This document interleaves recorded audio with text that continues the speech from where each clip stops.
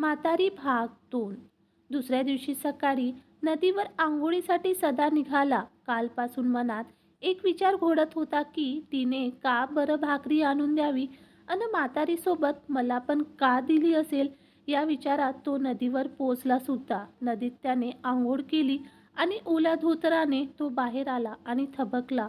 काठावर गुलाब आली होती कपडे धुवायला आणि सोबत सुंदरा आणि एक बाप्या होता. आता आली का पंचायत, आता कसं जायचं. तेवढ्यात त्या बाप्याचं लक्ष सदाकडे गेलं. काय पाहुणं, असं लाजिरल्यागत का उभं हायसा. ते ते आपलं ते असंच. सदा चाचरला.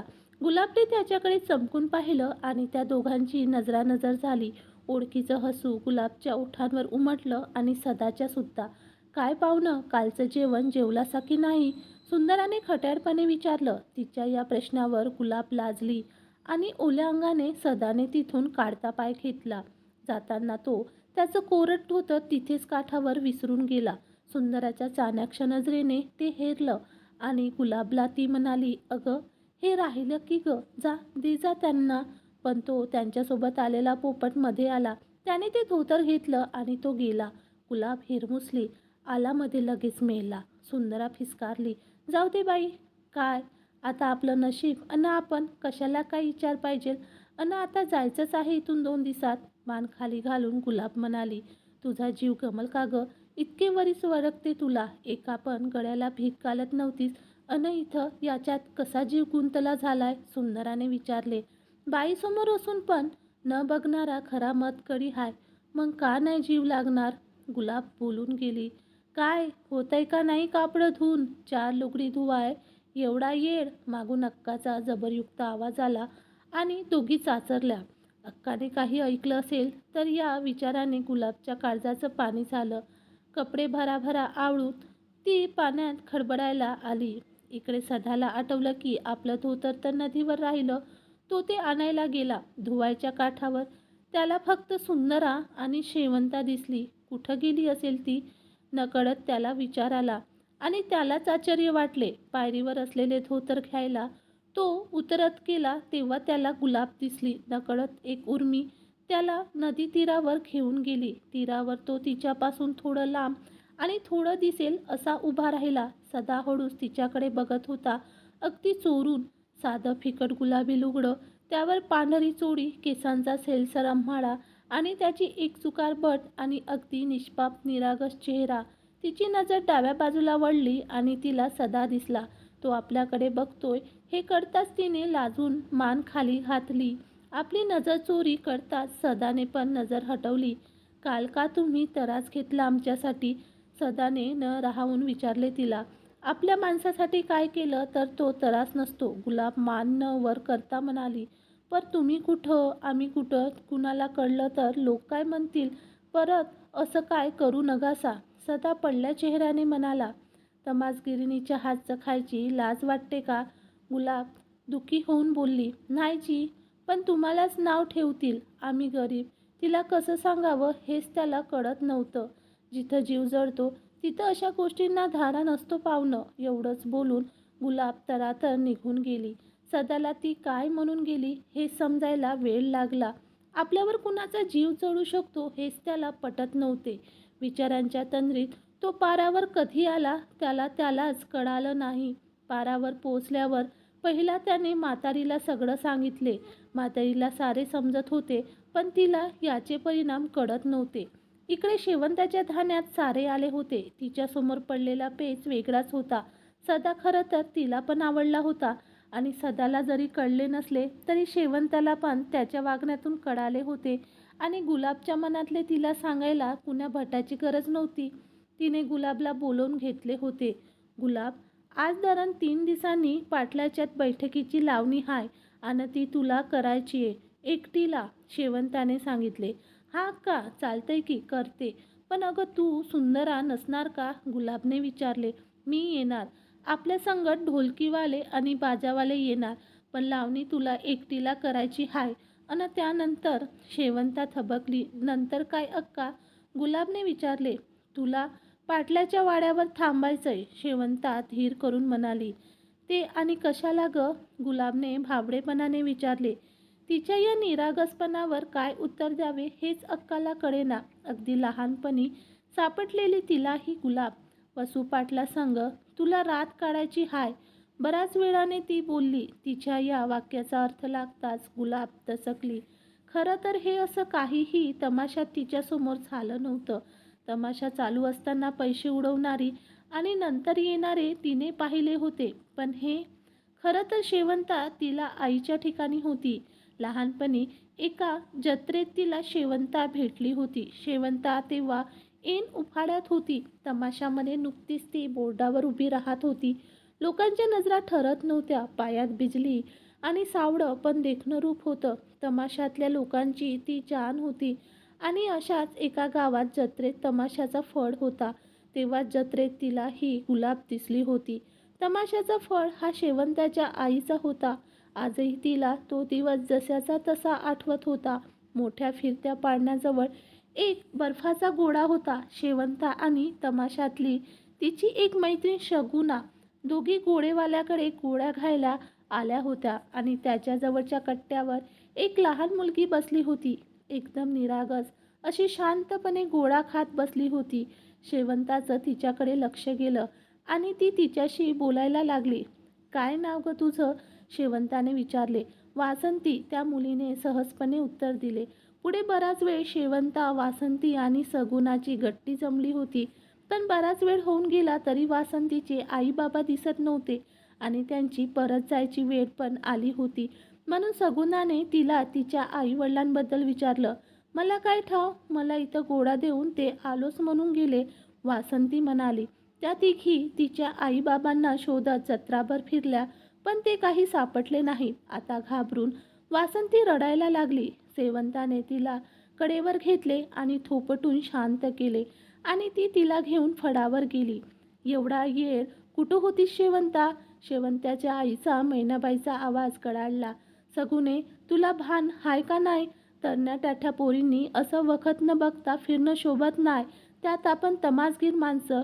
त्या दोघींवर मैनाबाई ओरडल्या. मावशे, अगं एक तरी हे बघ कोण आलंय. आन जरा हळू बोल, उठल की पोर. जा ग शेवंता, तिला आत ठेव जा, सगुणा म्हणाली. शेवंता तिला आत नीट झोपवून आली आणि इकडे सगुणाने मैनाबाईला सगळी कर्मकथा सांगितली. तिचे आई वडील हरवले नाही तर त्यांनी तिला टाकून दिलंय. ठीक आहे, जत्रा संपेपतूर बघूया हिचं आईबापाचं काय कळतंय का ते, मैनाबाई बोलली.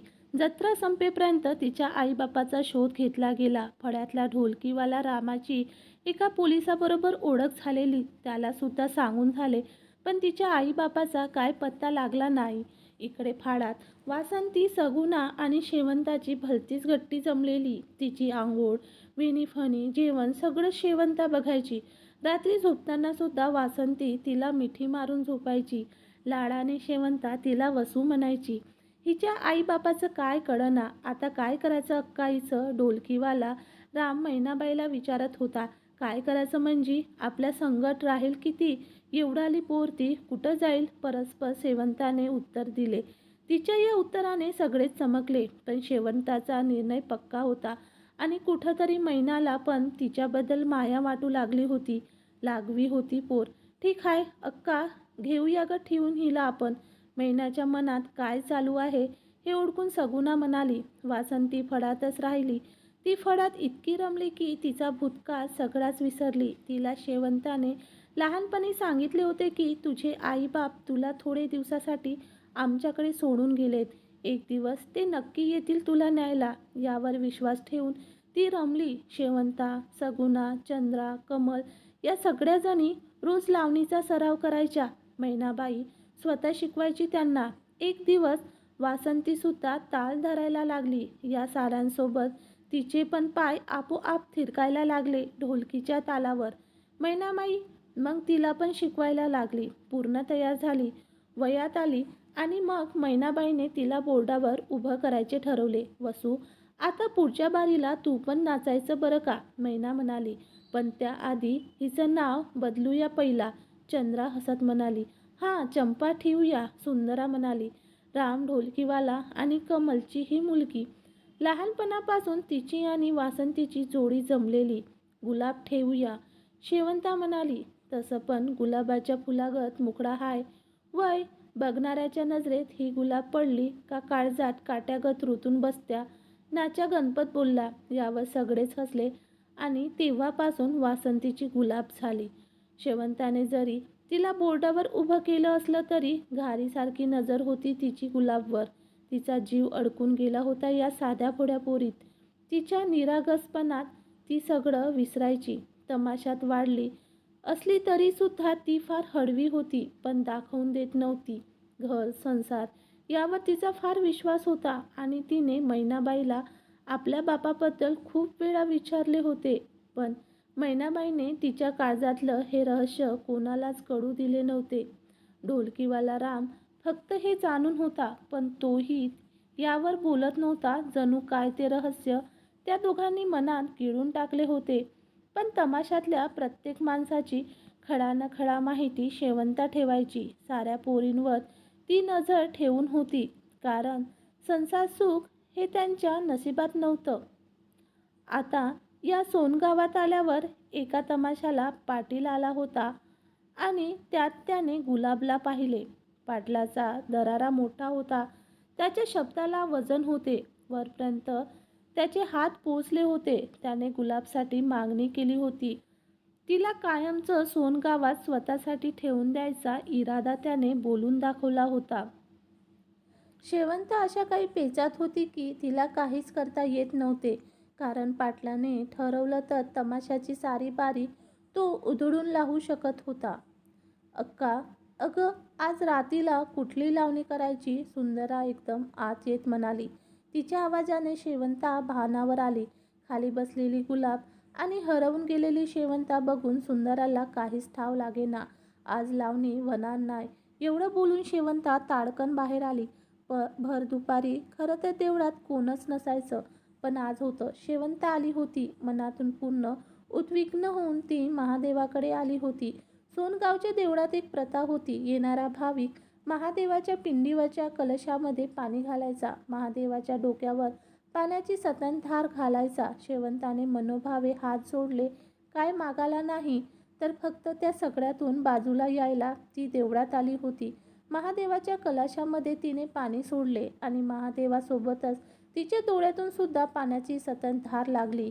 काहीच न सुचून तिने महादेवासमोर डोकं टेकलं आणि स्फुंदून रडायला लागली. बराच वेळ लोटला. कोणाचा तरी हात तिच्या पाठीवरून मायेने फिरला आणि त्या स्पर्शाने तिने मान वर करून पाहिले. तिच्यासमोर म्हातारी उभी होती. तिने ओळखले, ही तीच जी त्या दिवशी पारावर भेटली होती. महादेवासमोर टिपं गाळून काय होत नाही, आपला त्रास आपणच कमी करावा बयो. मनाला लावून घेऊ नगस बाय कोणाचं बोलणं. अगं आपला जन्मच तसला, म्हातारी मायेने बोलली. तिला वाटत होतं गावात कोणीतरी काहीतरी बोललं असेल. तमाशातल्या माणसाला फार काय मान नव्हता समाजात हे ठाऊक होतं तिला. नाही ग म्हातारे, कोण कसाला बोलेल मला, कुणी बोलावं एवढा मान नसतो ग आम्हांना. म्हातारे, बाईचा जन्म असा कसा ग, सगळं सहन करत जगायचं, आपली कुठं जागा हाय ग. शेवंता बोलली. जलम नसतो जुलूम असतो तो बया, म्हातारी खिन्न होऊन म्हणाली. पण काय झालं तुला, आलीस तवा तर माझ्या भोळ्या सदाला तर फार गार करून टाकलीस की ग. अन गावात चर्चा आहे तुझ्या नाचाची, गाव येडं करून सोडलं या तुम्ही. तू नाचानं अन तुझ्या त्या गुलाबच्या आवाजाने. अन का असं टिपं गाडतीस ग, म्हातारीने विचारले. त्याच नाचाने आणि गाण्याने घात केलाय ग म्हातारे. आज पोट आणि जीव आज अडकून बसलाय ग. डोळ्यातलं पाणी पत्राने टिपत ती म्हणाली आणि सगळी कर्मकहाणी तिने म्हातारीला सांगितली. समधी एक जात सारखीच. मर्दाला त्याच्या मर्दांगीवर लई माज असतो या, आणि पैसा असला की मग हे असंच असतंय. शेवटी बाप्या तो बाप्याचं, पैसा आणि अंगातली रग यांनी बाजार मांडाया उभी करती या. म्हातारी उसासत बोलली. मी काय करू, काय उमगना बघ म्हातारे. एकतर त्या पोरीला मी आई होऊन सांभाळलंय, जत्रात गावली मला अन तवादरन नजरेत ठेवल्या. लई जीव जळलाय तिचं. जीव जळल्याचं असा सौदा करत नाही कोणी म्हातारे. शेवंताचे वाक्य पूर्ण व्हायच्या आतच एक ओळखीचा पुरुष आवाज घुमला. शेवंता आणि म्हातारी दोघेही चमकून मागे पाहिले आणि शेवंता सरकली. त्या दोघींच्या मागे सदा उभा होता. तो आल्याचं कळलंच नाही दोघींना पण. खरं तर सदा त्याचं राहिलेलं कांबळं घ्यायला आला होता आणि त्याला देवळात म्हातारी आणि तिच्यासोबत कोणतरी दिसलं होतं. त्याला वाटलं गुलाब असेल म्हणून तो आला होता, पण त्याच्या कानावर वेगळंच काहीतरी पडलं होतं. एवढा जीव हाय तर सौदा कशापायी लावलाय? पैकाचं पाहिजे असेल तर कमवता बी येतो. त्या पोरीच्या आयुष्याचा खेळ का लावलाय? सदा रागाने बोलला. सुखाचा घास खाणाऱ्याला नाही कळायचं ते. घरदार असलेली माणसं तुम्ही. शेवंता खिन्न होऊन म्हणाली. तुम्हाला हा असला घास घ्याया मी सांगितलं होतं का? लाज कशी वाटत नाही तुम्हाला? सदा ओरडला. अरे गप्पा, आता तुम्ही भांडू नगासा. म्हातारीने दोघांना गप्प केलं. सदा, अरे लेकरा, ती काय आनंदानं करते या वय हे. तिचा पण नाविलाज हाय. तमाशातलं जिनं तुला नाही कळायचं पोरा. अरे बघ तरी पोरीचं डोळं रडून सुजल्यात बघ. म्हातारीने शेवंताची कड घेतली म्हणून काय तिला त्या पाटलाकडं सोडायची काय मावशे? सदाचा आवाज चढला होता. मग काय करायचं? त्या पोरीच्या नशिबात पण तेच लिहू का जे आमच्या हाय? समधी जिंदगी तमाशात घालवायची का तिनं? फडावर नाचताना लोकांच्या भुकेल्या नजरा झेलायच्या. नव्या गावात नवा आशिक आणि एवढं करून म्हातारपणी झिजत मरायचं. शेवंता उद्वेगाने बोलली. सोडा मग हे काम. सदा बोलला. आणि काय करू? कोण घालणार पोटाला? सदाभाऊ. पाटलाच्या घरात निदान तिला 2 वेळचं जेवण आणि कापडं दागिनं मिळतील. रखेल म्हणून का असना, पण निदान पाटलाच्या वाड्यात राहील. शेवंता म्हणाली. मग लगीन करा की तिचं. मानानं जाईल कुणाच्या तरी घरात ती. उद्या पाटलाचं मन पलटलं तर कुठं जाईन? सदा तिच्याकडे बघत म्हणाला. कुणाशी करायचं तिचं लगीन सदाभाऊ? शेवंताने त्याच्या डोळ्यात बघत विचारलं. कुणी बी करायची गरज नाही. गुलाबने शेवंताचा हात धरत तिच्या प्रश्नाचे उत्तर दिले. तू कवा आलीस वसू? शेवंताने चमकून विचारले. अक्का, मी तयार हाय जायला. गुलाबने तिचा निर्णय दिला. डोसकं धाऱ्यावर हाय का तुझं? सदाचा पारा आता चढला होता. काय बोलतीयास ते कळतंय का? कळतंय या. अक्का बोलतीया ते काय चुकीचं नाही आणि फळाचं बी नुकसान नाही होणार. अक्का, मी राहीन इथं. गुलाब महादेवाकडे बघत बोलली. ठीक आहे पोरी, जा तू. म्हातारी म्हणाली आणि तिच्या डोक्यावर हात ठेवून पाराकडे निघाली. तिच्या पाठोपाठ सदा गेला. म्हातारे, तू तर तिला समजाव. अगं असं कसं? सदाच्याने बोलवलं जाईना. सदा, लेकरा चल जाऊया आपण घराला. म्हातारीने त्याचा हात धरून त्याला पारावर नेले. म्हातारे, का असं डोसकं फिरल्यागत वागालीस? आणि तिला कळतंय का? तो पाटील हैवान हाय ग. उद्या आजनू 10 बाया आणलं तेव्हा हिचं काय? चल आपण जाऊन त्या अक्काला सांगू. चल, तुझं ती ऐकेल. चल म्हातारे. सदा काळीच तोडून बोलत होता. सदा, ज्याच्या हक्काचं कोण नसतंय, आई बाप नसत्यात, त्याचं हे असंच असतंय. तू ऐक, यात पडू नको लेकरा. असं परक्यासाठी आपल्याला ताप करून घेऊ नग. म्हातारी बोलली. परकी? अगं सदाला काय बोलावं तेच कळेना. मग सांग बघू राजा, कोण आहे ती आपली? म्हातारीच्या या प्रश्नावर सदाकडे कायचं उत्तर नव्हते.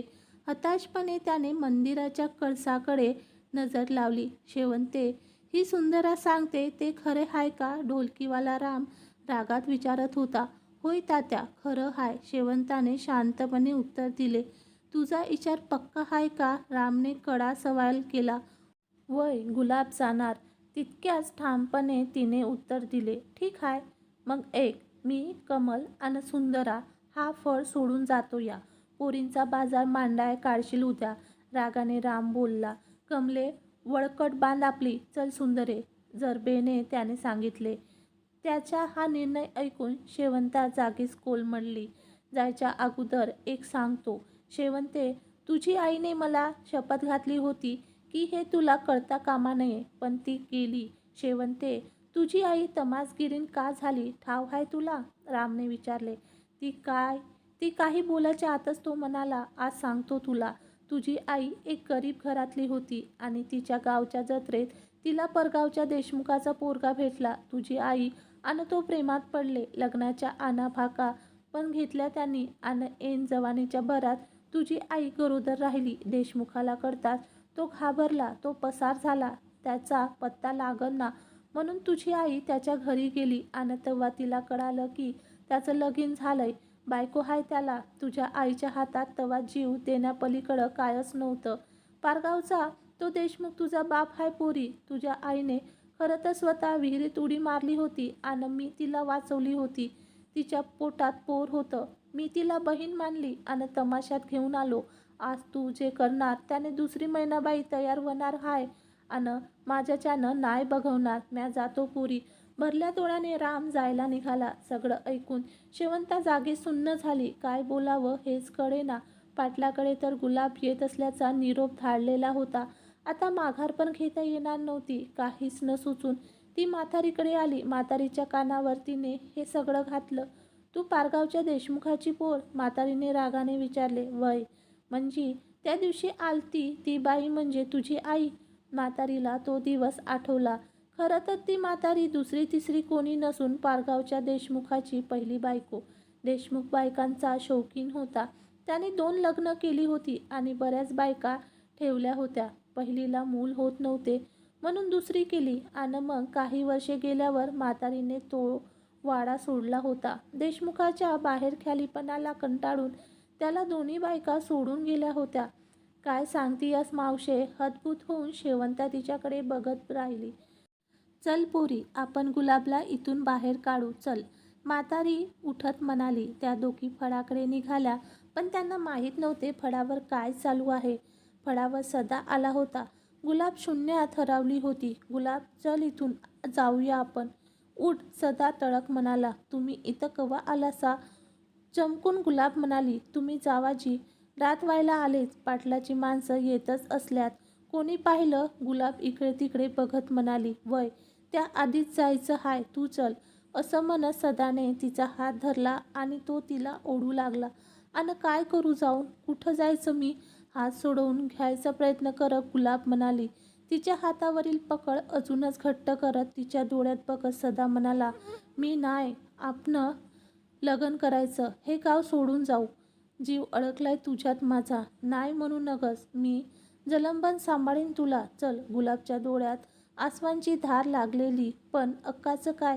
तिला पाटील जिवंत सोडणार नाही. घाबरून गुलाब म्हणाली. सदा काही बोलायच्या आतच तिथे म्हातारी आणि शेवंता आले. त्यांच्या लक्षात आला सारा प्रकार. जा तू वसू, या नरकात तू अडकू नगस. जा. शेवंता तिच्याजवळ येत म्हणाली. अक्का, अगं पण, गुलाब चाचरत बोलली. शेवंताने तिला आपले काही डाग आणि पैसे दिले. निघ तू पोरी इथून निघ. सदाभाऊ घेऊन जा हिला आणि जपा. भरल्या डोळ्याने शेवंता म्हणाली. गुलाबने तिला मिठी मारली आणि दोघी रडायला लागल्या. म्हातारे, तुम्ही तिघी लगोलग नदीलर या. मी आलोच, सदा बोलला आणि त्यांनी काही विचारायच्या आतच तो गेला. म्हातारी, शेवंता आणि गुलाब नदीवर जाऊन सदाची वाट बघू लागल्या. थोड्याच वेळात सदा एक बैलगाडी घेऊन आला. त्यांनी काही विचारायच्या आतच तो म्हणाला. नामाची हाय, चला खाली उतर सदा, म्हातारीने जरबेने सांगितले. अगं पण म्हातारे, त्याचं वाक्य पूर्ण व्हायच्या आतच म्हातारी ओरडली. उतर म्हणाली ना. हे घाल तिच्या गळ्यात. असं म्हणून एक काळ्या मण्याचं डोरलं तिने सदाकडे दिलं. सदाने प्रसन्न मनाने ते गुलाबच्या गळ्यात घातलं आणि तो हसला. गुलाब लाजली. दोघं पाया पडली अक्का आणि म्हातारीच्या. चला आता बसा गाडीत. चला. सदाने सांगताच गुलाब बसली. आता तुम्हा दोघींनी काय उचलून घेऊ का काय? बसा की गाडीत. सदा म्हणाला. किती दिवस या घाणीत राहणार हायसा अक्का? चला आमच्या संगट. म्हातारे, अगं माय हायस तू माझी. लेकराला सोडून राहणार? चल ग माय चल. भरल्या गळ्याने सदा म्हणाला. पोरा म्हणत रडत म्हातारी सदाला बिलगली. शेवंताला पण त्याने जवळ घेतले. दोघी मायेच्या मिठीत रडत होत्या. दोघींना शांत करून त्याने गाडीत बसवले आणि तो गाडी हाकायला लागला आणि नवीन आयुष्याची गाडी पुढे जायला लागली होती. एका वेगळ्याच बंधनात गुंतून. मैत्रिणींनो, कथा आपणास आवडल्यास आपल्या प्रतिक्रिया, संदेश, कमेंट्स, लाईक, शेअर स्वरूपात कळवाव्यात. व चॅनलवर नवीन आले असाल तर आपल्या K3 मराठी कथा या चॅनलला सबस्क्राईब करायला विसरू नका. कथा शेवटपर्यंत ऐकल्यामुळे आपले मनापासून धन्यवाद. सबस्क्राईब माय चॅनल K3 मराठी कथा. थँक्यू.